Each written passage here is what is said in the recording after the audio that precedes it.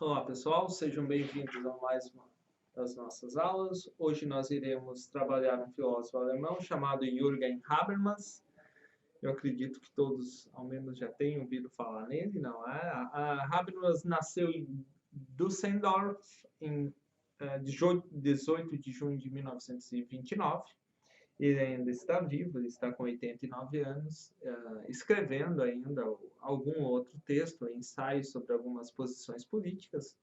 Para quem já conhece um pouco da discussão, né, kantiana, não é, da filosofia moderna, sabe que os alemães têm uma vertente atrelada a algumas discussões sobre racionalismo e pós-Kant, digamos assim, nós também tivemos Marx discutindo algumas visões não sobre racionalismo propriamente dito, mas questões sobre dialética, capitalismo, algumas visões voltadas mais para posições políticas tais como socialismo, comunismo. A grande obra de Marx, o próprio Capital, retrata isso. Então há todo um contexto, não é, de discussão filosófica que obviamente é transposto para a filosofia contemporânea de diversas formas. Apenas a título de comparação, nós trabalhamos, para quem já conhece o Moore, a gente já trabalhou o Moore com o princípio ética, uma discussão sobre metaética, ou uma discussão metaética sobre a própria ética, uma análise da linguagem moral. E o que acontece? Autores nessa vertente, que são uma vertente mais britânica, empirista, em certos aspectos, não apenas isso, obviamente, não há, vem com essas discussões. Você tem Moore, você tem Hayek, você tem Wittgenstein também, a filosofia alemã também participa dessas discussões, não é? Mas você também tem, por outro lado, a filosofia política e ética, também preocupado com problemas, digamos assim, um pouco mais problemas palpáveis, se nós quisermos colocar em termos mais grosseiros, ou seja, como uma espécie de ética mais aplicada ou ética prática. É nesse contexto, não é, que Habermas se insere. E o que é curioso para a gente saber sobre Habermas, Habermas é a ele pelo menos é atribuído a participação na Escola de Frankfurt. E o que é a Escola de Frankfurt? A Escola de Frankfurt, na verdade, ela cresce, não é, no Instituto de, de Teoria Social e Política, não é? Que é um instituto de pesquisa social, cujo principal motivo, não é, do instituto é discutir exatamente questões relacionadas à própria filosofia, atreladas à teoria social. E o que é propriamente a ideia de teoria social nesses termos, não é? A teoria social é basicamente uma ideia de uma tentativa de estudar os fenômenos sociais. Não é? Nós temos determinadas disciplinas ou áreas dentro das ciências humanas preocupadas com esses fenômenos sociais. Pegue, por exemplo, a própria sociologia, interessada diretamente em estudar isso. Então veja como é um fenômeno interessante. O Habermas, ele nasce em um contexto, e o pensamento dele não é, nasce em um contexto extremamente conturbado alemão, que é um contexto de guerra e um contexto de pós-guerra. E esse contexto pós-guerra é um contexto em que nós temos uma certa retomada, digamos assim, de alguns preceitos marxistas também, ou eles ainda continuam fervilhando dentro das discussões políticas, só que alguns, que nós poderíamos chamar assim de dissidentes da tradição marxista, acreditavam que essa análise que era até então feita de Marx, não é? Ou os que se diziam marxistas, nada mais eram que uma espécie de papagaios que replicavam tudo que Marx havia já dito no capitalismo, nos manuscritos econômicos, ou seja, toda aquela crítica ao capital, mas sem tentar fazer uma espécie de recontextualização do problema. Não é? Então, o que nós chamaríamos aqui de uma espécie de autores dissidentes, mas que pactuavam com essa linha, então tentam fazer uma espécie de aproximação, digamos assim, entre muitos elementos da própria filosofia marxista com elementos da própria filosofia. Então, uma certa análise social atrelada a uma argumentação filosófica. E essa teoria social, essa ideia que depois se torna a Escola de Frankfurt e se torna, então, na verdade, um modelo de filosofia, que hoje nós conhecemos como teoria crítica, não é? Nós temos Habermas como um filósofo extremamente atrelado a esse pensamento da teoria crítica, não é? E da primeira geração da Escola de Frankfurt, apenas para citar e contextualizar um pouco de Habermas, a gente tem o Max Horkheimer, Adorno, que escreve sobre a dialética negativa, não é? Então, ele escreve sobre a própria noção de dialética do esclarecimento em relação ao marxismo, em relação a Hegel, e faz essa análise. Você tem Pollock, você tem Erich Fromm, não é? Atrelado a discussões de psicologia. Então, todo esse pessoal, que é considerado Marcuse também, tentando entender um pouco dessa discussão que nós teríamos, digamos assim, de um contexto social sobre uma espécie de cisão ou um problema latente que existiriam nas sociedades contemporâneas, naquele tempo, que era uma espécie de racionalismo exacerbado que tendia a esconder um pouco de uma certa pulsão, como o próprio Freud não já coloca, nós tenderíamos a esconder uma certa pulsão, digamos assim, oprimi-la, e é esse outro lado das sociedades extremamente racionalizadas que a Escola de Frankfurt, com uma análise social, vem debater ou criticar. Então, se você pega outros autores posteriormente também, né, o atrelados a ela, peguem, por exemplo, Walter Benjamin. Walter Benjamin faz toda uma discussão sobre o problema do cinema, não é?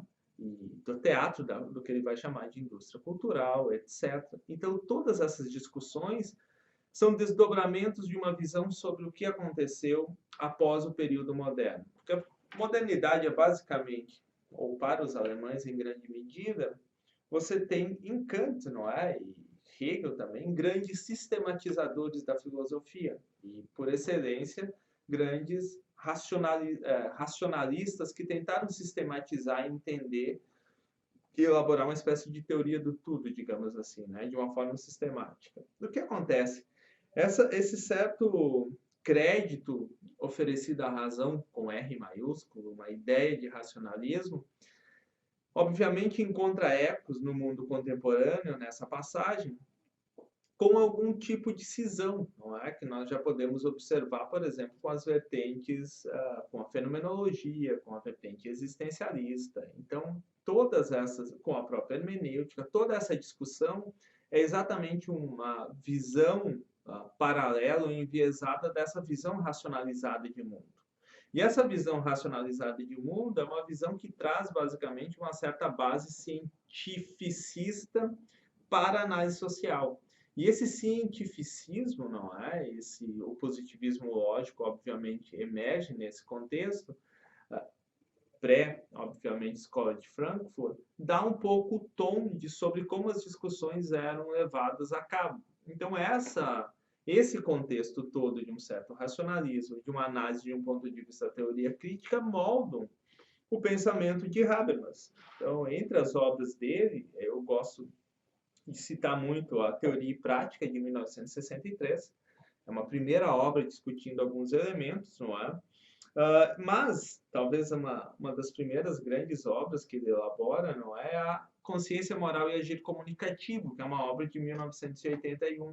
E, por fim, é uma obra um pouco, digamos assim, de um Habermas mais tardio e maduro, que é o Entre Fatos e Normas, que ficou traduzido em português, Direito e Democracia entre Faticidade e Validade, tem volume 1 e volume 2. O que acontece? Foi escrito na década de 90 e já é uma visão um pouco mais madura do Habermas em relação a algumas discussões éticas. Qual é o ponto central?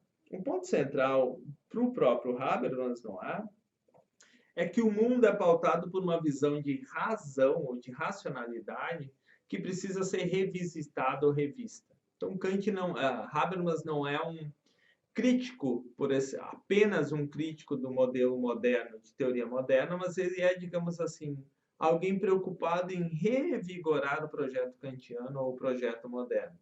E essa revigoração do projeto moderno projeto moderno passa por uma análise da própria noção de emancipação, não é? Que foi um dos grandes elementos que foram trazidos pelo próprio Kant, que é a noção da Aufklärung, de esclarecimento, não é? De ser um cidadão do mundo, esclarecido, mas também do próprio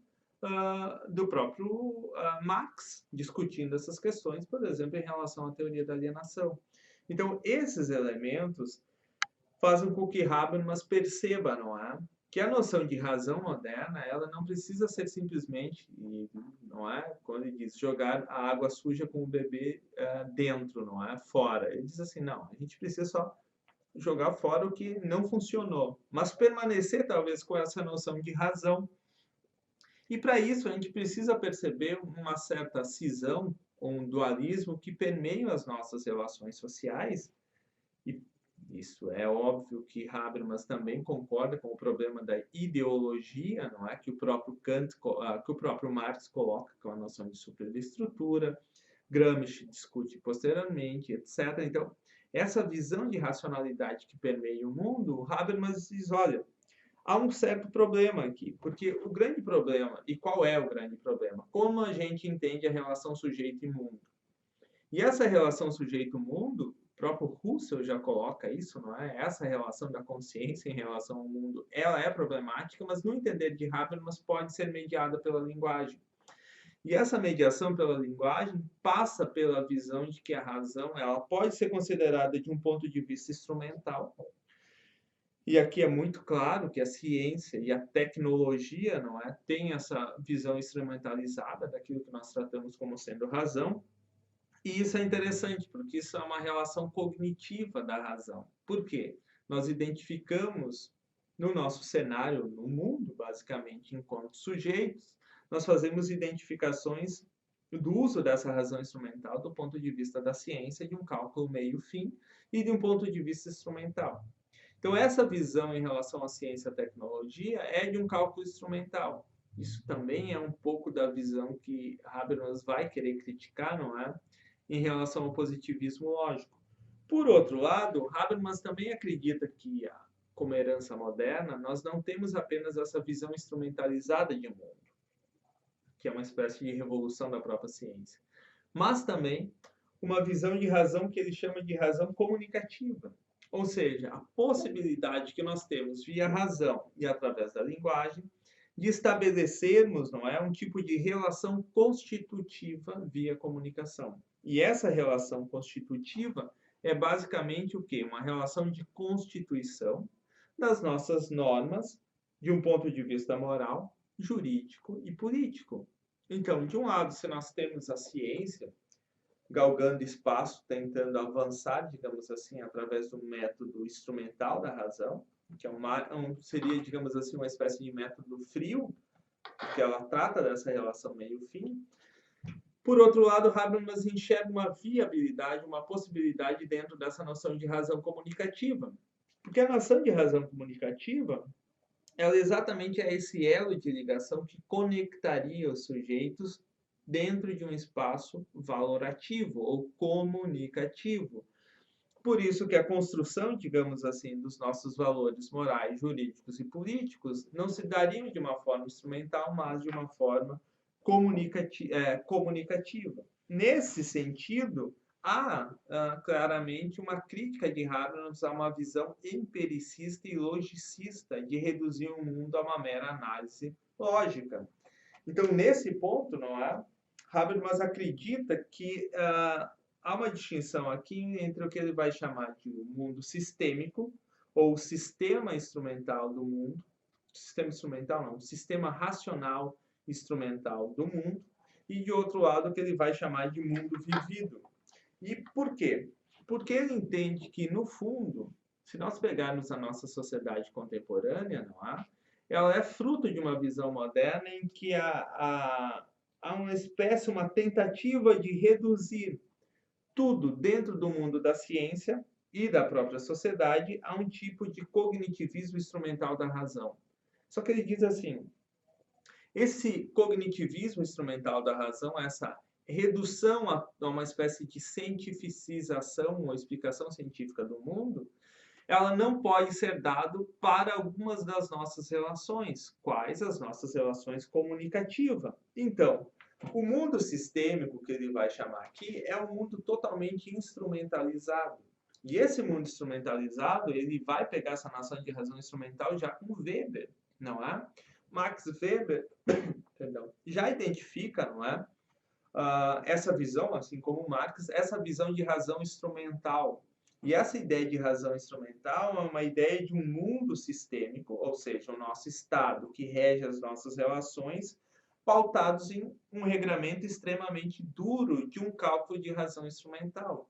Não esqueçam, Habermas passa pelos horrores do nazismo. Ele vislumbra o que uma visão de razão instrumental e calculista sistemática consegue fazer. Porque nesses aspectos, nós podemos imaginar o nazismo como uma visão instrumentalizada da razão. Então, de um ponto de vista da razão instrumental, ele parece ser bem executado. Qual é a grande questão? A grande questão é que não basta o simples cálculo racional para dizermos que ele está autorizado a acontecer. Pelo contrário, o nazismo é tratado de uma forma, na forma de perplexidade, ou seja, com uma atrocidade abominável, que nós condenamos não do ponto de vista de uma execução instrumental, mas exatamente por ter sido instrumentalizado uma forma sistemática de dar cabo, não é, o Holocausto, a milhões de pessoas de uma forma puramente instrumentalizada. E o que o Habermas diz? Esses sistemas reguladores, eles estão preocupados com uma noção de eficiência e de uma espécie de redução da complexidade, não é?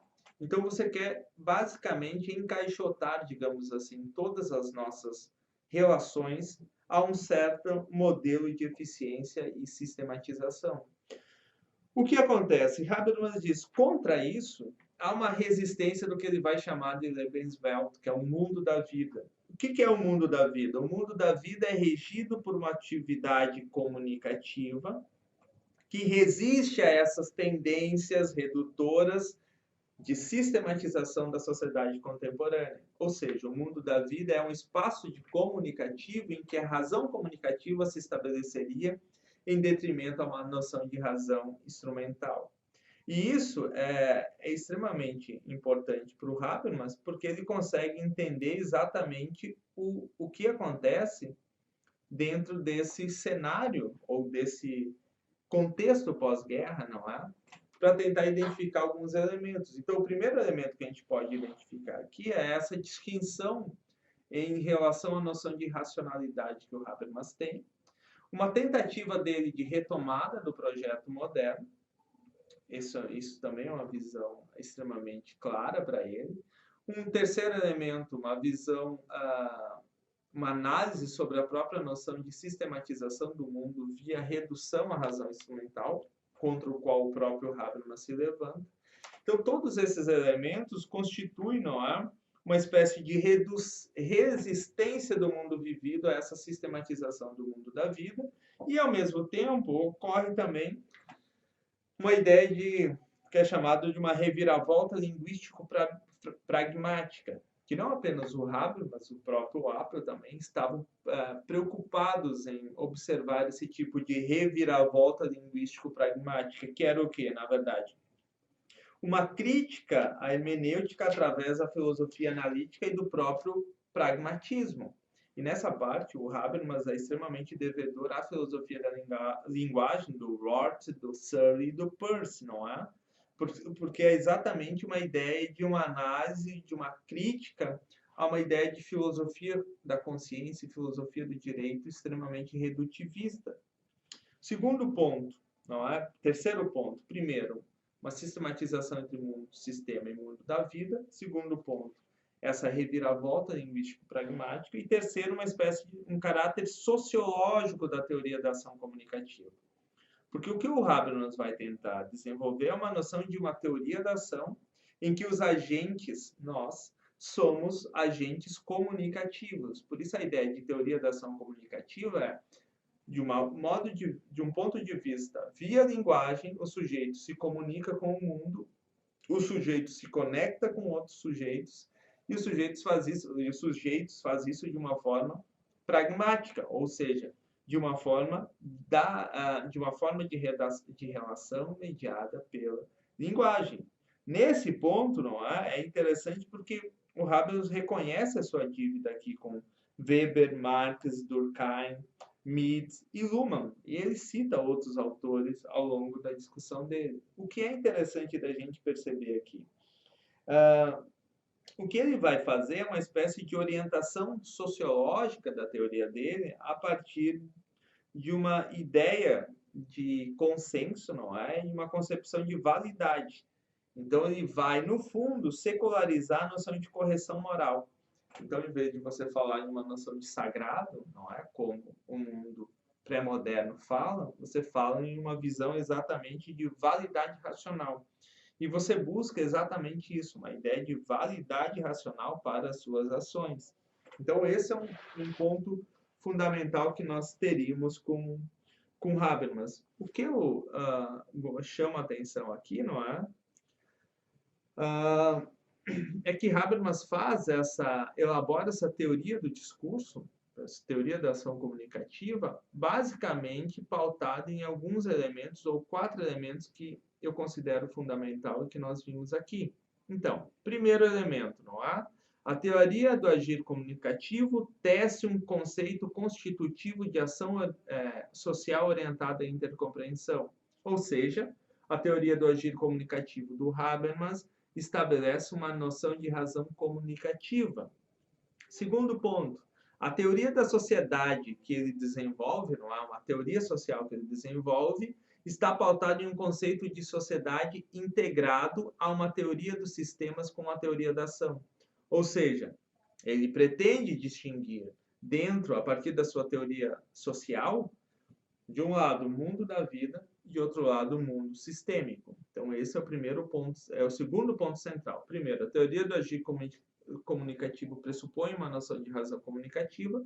Segundo, sua visão social, sua teoria social distingue mundo da vida e mundo sistêmico. Terceiro, há uma noção de teoria da racionalidade, ou seja, ele elabora uma noção mais englobante ou ampla de razão, com a consequente superação da perspectiva monológica da filosofia do sujeito. Então, não se trata mais de ver o sujeito isolado de uma forma solipsista, não é? Por isso que é uma noção monológica, em detrimento a uma visão dialógica. O que é essa visão dialógica? É a visão exatamente do espaço comunicativo das relações. E por isso, então, nós temos uma teoria da sociedade, uma teoria do agir comunicativo, uma teoria da racionalidade e, por fim, uma própria teoria da modernidade, ou seja, uma leitura da dialética da racionalização social, pela qual se possa discernir os fenômenos patológicos, ou seja, quais são os problemas sociais, a fim de contribuir para um redirecionamento em vez de um mero abandono do projeto moderno. No amplo e sinuoso percurso da constituição da teoria discursiva, a noção, abre aspas, a noção de agir comunicativo representa seu ponto de unidade e seu fio de continuidade, pois é ela que permite a Habermas elaborar um conceito formal de racionalidade apropriado ao horizonte da modernidade e fundamentar uma concepção de sociedade baseada no conceito de razão habermasiano. Isso é uma citação que eu tirei de um texto chamado Moral, Direito e Política, sobre a teoria do discurso e Habermas, do professor Luiz Bernardo Leite Araújo, da Universidade Federal Estadual do Rio de Janeiro. Só para explicar, então, e a gente encerrar aqui esse primeiro ponto da nossa discussão, Habermas, então, é herdeiro ou pactua, digamos assim, muito com as visões que a Escola de Frankfurt desenvolve, pautado em 4 pontos centrais, não é? Primeiro, ele desenvolve uma própria teoria do agir comunicativo, ou seja, uma visão sobre como nós devemos explorar essa ideia de ação social orientada de forma comunicativa. Então, uma teoria do agir comunicativo, uma noção de teoria social, distinguindo mundo da vida e mundo sistêmico. Um terceiro ponto, o desenvolvimento de uma teoria da racionalidade de uma forma mais englobante, ou seja, supera a visão monológica da razão e substituindo-a por uma visão dialógica, relacional, e, por fim, uma visão de uma teoria moderna, uma reconstrução da dialética da racionalização moderna, redirecionando o projeto moderno de emancipação em vez de simplesmente abandoná-lo. Então, nós temos com isso, digamos assim, uma boa base a partir de onde o Habermas vai desenvolver a sua teoria. O grande ponto que eu gostaria de deixar para a nossa próxima aula, não é? É como nós podemos entender, de um ponto de vista ético, a justificação da teoria da linguagem ou da teoria discursiva habermasiana, ou o que é a ética do discurso em Habermas. Essa é a tarefa que eu gostaria de deixar para vocês, acompanhado pelo próprio texto A Consciência Moral e Agir Comunicativo, e mais 2 textos de apoio que vocês desenvolvessem. A pergunta central é: o que é a teoria do agir comunicativo? Isso? Encontro vocês na próxima aula. Até mais.